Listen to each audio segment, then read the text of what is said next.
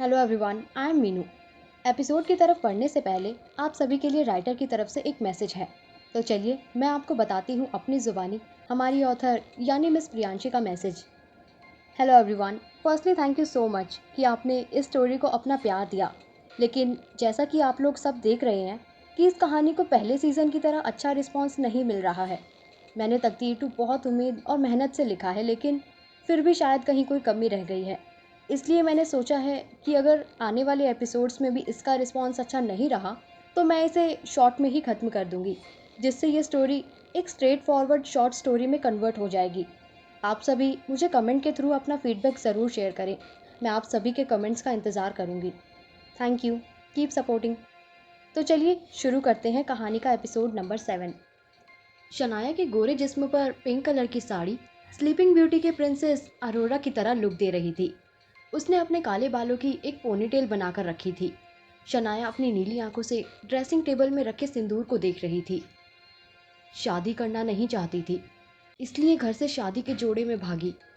मगर पता नहीं ऊपर वाले ने क्या सोच कर रखा था, जो मुझे ऐसे एक लड़की के साथ शादी के बंधन में बांध दिया जिसे मैं जानती तक नहीं थी।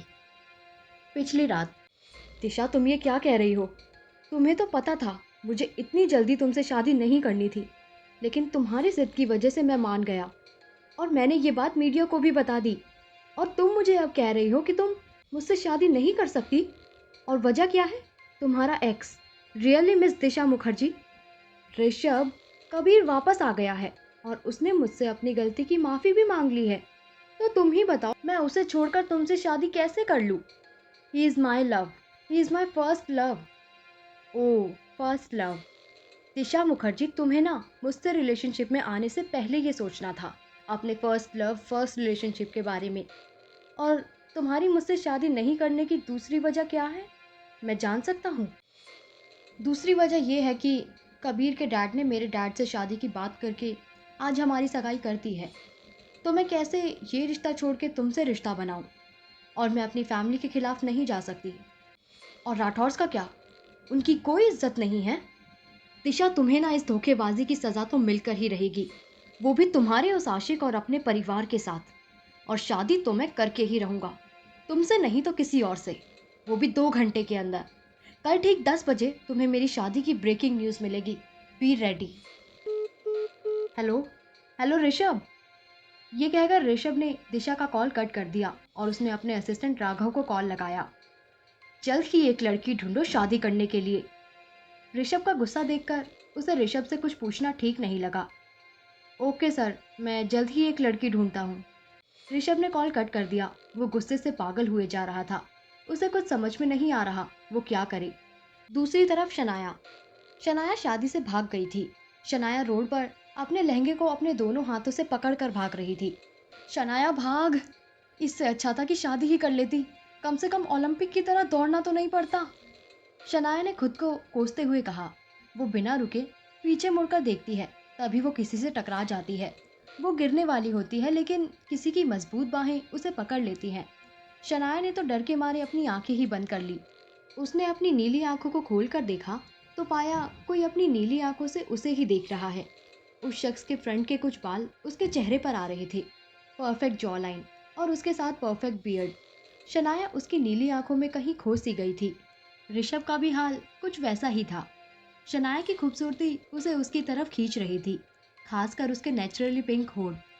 शनाया शादी के जोड़े में भागी जरूर थी, लेकिन उसने मेकअप नहीं किया था। दोनों ही अपने ख्याल से बाहर आए। ऋषभ ने शनाया को ठीक से खड़ा किया। ये लड़की तो तरुण की मंगेतर है। तुम इतनी रात को इस सुनसान रोड पर क्या कर रही हो? मिस्टर, ये बात मैं आपसे भी पूछ सकती हूँ? तभी ऋषभ का ध्यान शनाया के शादी के जोड़े पर पड़ा। उसे याद आया, उसे भी तो शादी करनी थी किसी से। क्या तुम शादी से भागी हो? हाँ, लेकिन आपको कैसे पता? शादी के जोड़े में कोई कंपटीशन में थोड़ी ना भागेगा, वो भी ऐसे सुनसान सड़क पर। वैसे क्या तुम अपने आशिक के पास जा रही हो? कौन सा आशिक? मेरा कोई आशिक वाशिक नहीं है। मैं तो शादी से भागी। ठीक है, तो तुम मुझसे अभी इसी वक्त शादी कर रही हो? क्या? पागल वागल हो क्या? ना मैं तुम्हें जानती हूँ ना तुम मुझे। अगर शादी करनी ही होती तो क्या मैं उस डॉन के बेटे से नहीं कर लेती? ये कहकर शनाया उसके बगल से जाने लगी तो ऋषभ ने उसका हाथ पकड़ लिया और उसे अपने सामने करते हुए कहा, तुम्हें शादी के बाद जो चाहिए वो मिलेगा। अगर तुम्हें शादी के बाद डिवोर्स भी चाहिए तो वो भी मैं तुम्हें देने को तैयार हूँ। ऋषभ के लहजे से ये रिक्वेस्ट नहीं लग रही थी। ओ मिस्टर, जो भी तुम्हारा नाम हो, देखिए मुझे शादी नहीं करनी है और आप तो बहुत रिच लग रहे हैं और आप साथ में हैंडसम भी हैं, तो आपको तो बहुत सारी लड़कियां मिल जाएगी, आप उनसे शादी कर लीजिएगा। ये कहकर वो फिर जाने को हुई तो ऋषभ ने उसे फिर रोक लिया। मुझे पता है तुम्हें बताने की कोई ज़रूरत नहीं है, लेकिन मुझे इस वक्त शादी के लिए एक लड़की चाहिए, तो मेरे पास तुम्हारे साथ शादी करने के सिवाय और कोई ऑप्शन नहीं दिख रहा है। इसलिए मुझे तुमसे शादी करनी पड़ रही है और तुम्हें भी मुझसे शादी करनी होगी। देखिए मिस्टर, मैं आपको लास्ट बार बता रही हूँ, मुझे आपसे क्या किसी से शादी नहीं करनी। आपको एक बार में समझ नहीं आता है क्या? ऋषभ अपने ऊपर किसी की ऊंची आवाज़ पसंद नहीं करता था। बहुत हुआ प्यार से समझाना। अगर तुम्हें प्यार की भाषा समझ में नहीं आती है तो ज़बरदस्ती ही सही।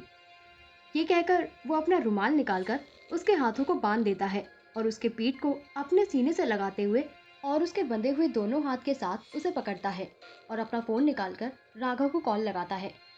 पंडित जी को बुलाओ और शादी की सारी तैयारी करो। ये कहकर ऋषभ फोन कट कर देता है। मिस्टर, मुझे छोड़ो, मुझे तुमसे शादी नहीं करनी। तुम मुझसे जबरदस्ती शादी नहीं कर सकते। मैं क्या कर सकता हूँ तुम्हें जल्द ही पता चल जाएगा। एंड आई नो तुम शादी से क्यों भागी हो। ऋषभ ने उसे शादी से भागने की वजह बता दी। उसे सुनकर मानो शनाया को अपने कानों पर यकीन ही नहीं हुआ। तुम्हें कैसे पता? कौन हो तुम? वाइफी, इतनी जल्दी क्या है मेरे बारे में जानने के लिए? अभी तो पूरी जिंदगी पड़ी है, धीरे धीरे बताता हूँ। और रही बात इसकी, तो मुझे तुम्हारी इस बात से कोई प्रॉब्लम नहीं है। क्या सच में तुम्हें कोई प्रॉब्लम नहीं है? नहीं।